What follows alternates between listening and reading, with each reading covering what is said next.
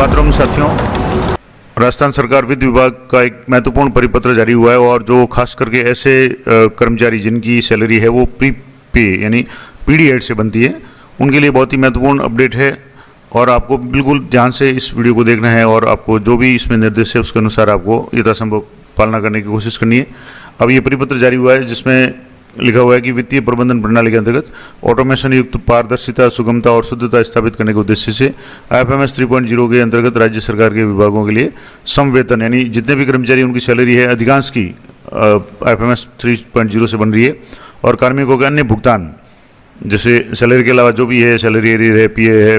PL है, leave surrender वगैरह, ये सारी जो भी है वो सारा IFMS 3.0 का आ गया है। बजट पेंशन है, परिवर्तित केंद्रीय योजना जैसे स्पर्श SN स्पर्श है, अर्न सैलरी एडवांस प्रोसेस है, इसके अलावा वर्क मॉनिटरिंग अकाउंट्स है, वेंडर रजिस्ट्रेशन है, बैंक डिस्बर्समेंट इंजन है, विभिन्न प्रकार के जो भी विभाग है, RBI है, बैंक है, ये सारे भारत सरकार के मंत्रालय वगैरह सभी का है पोर्टल से इंटीग्रेशन किया गया ताकि प्रक्रिया निरंतर संचालित की जा रही है। और इसी क्रम में अभी तक जो पंचायती राज संस्थाओं के जो भी कर्मचारी थे और निजी निक्षेप खातों यानी पीडी8 से संबंधित जो भी कार्मिक थे, उनकी अभी तक जो प्री पे मैनेजर पे सैलरी वगैरह जो बनती थी उसके लिए क्या प्रोसेस है या क्या निर्देश है, इसी प्रक्रिया के अंतर्गत पंचायती राज संस्थाओं यानी कई ऐसे शिक्षा विभाग में भी साथी है जो पंचायती राज संस्थाओं के अंतर्गत है, उनका वेतन है वो प्री पे मैनेजर पे बनता है यानी पीडी8 से बनता है। इसके अलावा पंचायती राज संस्थाओं के कर्मचारी वगैरह सभी के है, उनसे संबंधित संस्थाओं के कार्मिकों के मास्टर डाटा संधारण, रजिस्ट्रेशन, समवेतन बिल जनरेशन यानी सैलरी बिल जब बनेंगे वो प्रोसेस, कोष प्रणाली,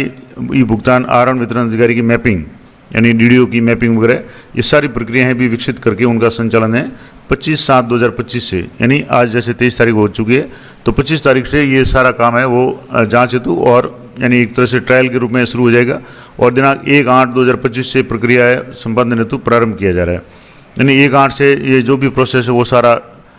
IFMS 3.0 पर आ जाएगा जो प्री पे मैनेजर पे था। इसके अंतर्गत निजी निक्षेप खातों से संबंधित यानी पीडी8 से संबंधित जितने भी संवेतन भुगतान है वो IFMS 3.0 के माध्यम से 1/9/2025 से किया जाएगा। अब 1/9/2025 से किए जाने का मतलब है कि जो जुलाई की सैलरी है वो तो आपके पीडी8 से बनेगी, लेकिन जो अगस्त की सैलरी है वो आपके 1 सितंबर को मिलेगी और वो है IFMS 3.0 से जारी होगी। और इसके साथ ही कार्मिकों से संबंधित अन्य जो भी बिल है वो भी IFMS 3.0 के माध्यम से बनाए जाएंगे, क्योंकि अभी भी कई साथियों की इस तरह की समस्या आ रही है कि उनकी जो ID है प्री पे मैनेजर पे है और उनमें कई ऑप्शंस हैं वो नहीं है, जिनका कोई बकाया एरियर है या और भी कई तरह की जो सुविधाएं हैं वो उनको नहीं मिल पा रही है, तो उनकी जैसे पेंशन प्रकरण वगैरह है वो भी सारे अभी दूसरे तरीके से हो रहे हैं, जबकि जो पे मैनेजर के कार्मिक थे वो सारे IFMS 3.0 पे आ चुके हैं और उनके सारे प्रकरण वगैरह सब कुछ है वो IFMS 3.0 पे है। तो पीडी8 और जो पंचायती राज संस्थाओं के कार्मिक हैं उनके लिए भी ये शुरू किया जा रहा है। निजी निक्षेप खातों से यानी पीडी8 से वेतन आहरण संबंधित संस्थाओं की अपेक्षा है कि प्रक्रियाओं की संवेदनशीलता को दृष्टिगत रखते हुए IFMS 3.0 पे उपलब्ध कार्मिकों के डाटा अब आपको विशेष रूप से जो क्या करना है कर्मचारी के रूप में DDO के रूप में कि जुलाई माह की सैलरी है तो इसके लिए जुलाई माह की तो आपकी सैलरी बन जाएगी, लेकिन उसी जुलाई में आपको अगस्त 25 के लिए प्री पे मैनेजर से जनरेटेड जो भी संवेतन बिल है उनकी जांच करनी है। अभी जैसे जुलाई का वेतन है वो बनने शुरू हो गए हैं, IFMS 3.0 पे बिल बन गए, मैंने कल ही वीडियो अपलोड करके पूरी डिटेल में बताया। इसके अलावा प्री पे पे भी बिल बनने शुरू हो गए या बन जाएंगे 1-2 दिन में। तो जो भी बिल बन रहे हैं उनकी रिपोर्ट डाउनलोड करके आप अच्छी तरह से उनके चेक करें, उनके बैंक डिटेल्स है, नाम है और भी कोई जो भी IFSC कोड वगैरह कहीं भी कोई समस्या है तो उसको सुधार करें,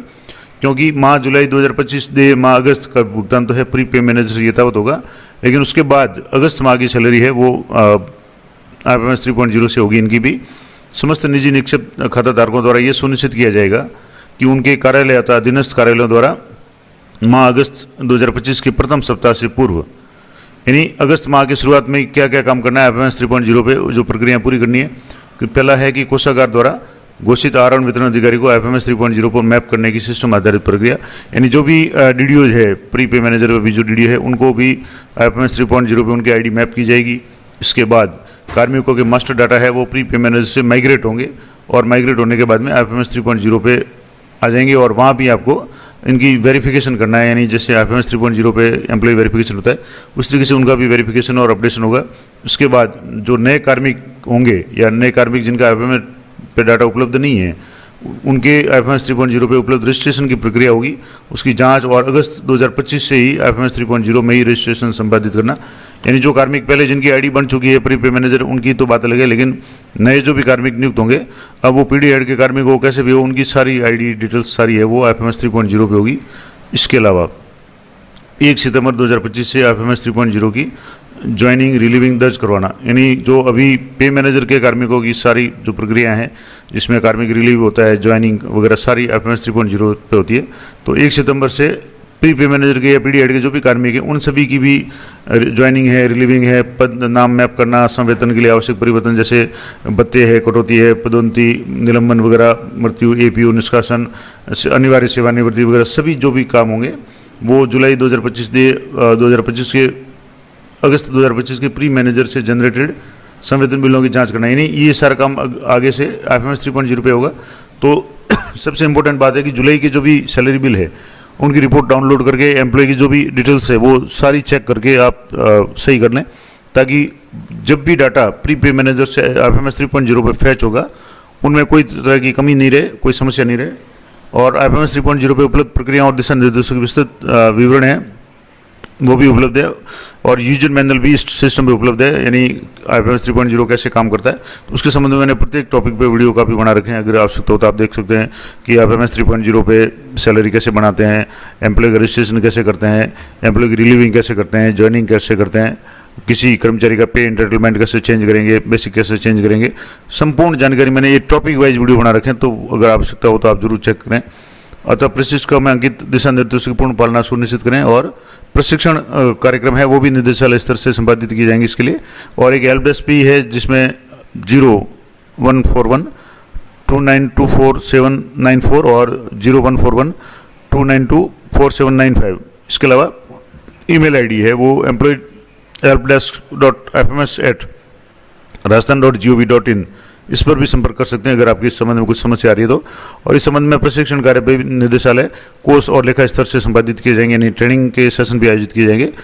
तो अब ये लास्ट में है कि समस्त निजी निक्षेप खाता धारकों, यानी ऐसे कर्मचारी जिनका प्री पे मैनेजर या पीडी हेड में से सैलरी बनती है, से अपेक्षित है कि वे अपने कार्यालय और अधीनस्थ कार्यालयों के स्तर पर उक्त निर्देशों की पालना सुनिश्चित करें। यानी आप कर्मचारी लेवल पे भी अपनी सारी डिटेल्स से चेक कर लें, कहीं कोई भी कमी है। कई लोगों के क्या होता है कि जैसे मान लो बैंक ब्रांच चेंज हो जाती है तो आईएफएससी कोड चेंज हो जाता है। मान लो एसबीआई का आपके खाता है लेकिन पहले किसी और जगह था, आपकी ट्रांसफ़र हो गया, आपने खाता ट्रांसफ़र करवा लिया, लेकिन पे मैनेजर पे या प्री पे मैनेजर पे वगैरह जहाँ है आपका आईएफएससी कोड अपडेट नहीं हुआ है, तो ऐसी स्थिति में कई बार समस्या आ सकती है। और भी कोई चेंज है तो ये सारे आप चेक कर लें। और ये जो महत्वपूर्ण आदेश है मैंने आपको बता दिया संयुक्त निदेशक का। अब कार्यालय स्तर पे या कोषाध्यक्ष के लेवल पे क्या क्या काम होंगे या किस तरीके से होगा, इसके अलावा कार्मिक के मास्टर डाटा है वो प्री पे मैनेजर से माइग्रेशन के उपरांत कैसे क्या करना है, ये सारी डिटेल्स मैं आपको अगले वीडियो में बताने का प्रयास करूँगा। बिल कैसे जनरेट होंगे वगैरह, तो ये थोड़ा सा वीडियो लंबा हो जाएगा, तो मैं अगली वीडियो में और डिटेल में बताने का प्रयास करूँगा। अभी जो लेटेस्ट जानकारी मैंने आपको बता दी कि ये ऐसे भी कैटेगरी के जो भी एम्प्लॉय हैं उनका भी मामला किस तरीके से होगा, तो और अगर गलत रजिस्ट्रेशन वगैरह है तो क्या होगा, तो अगली वीडियो में और आप बने रहें, मैं संपूर्ण जानकारी आपको देने का प्रयास करूँगा। जानकारी अच्छी उपयोगी लगी हो तो वीडियो को लाइक करें, और जैसे वीडियो को लाइक करेंगे हाइप दिस वीडियो का ऑप्शन आएगा जिसमें आप मार्क्स यानी पॉइंट्स दे करके वीडियो को हाइप करें ताकि मुझे भी मोटिवेशन मिलता रहे। तो मिलते हैं नेक्स्ट वीडियो में, तब तक जय हिंद, जय भारत।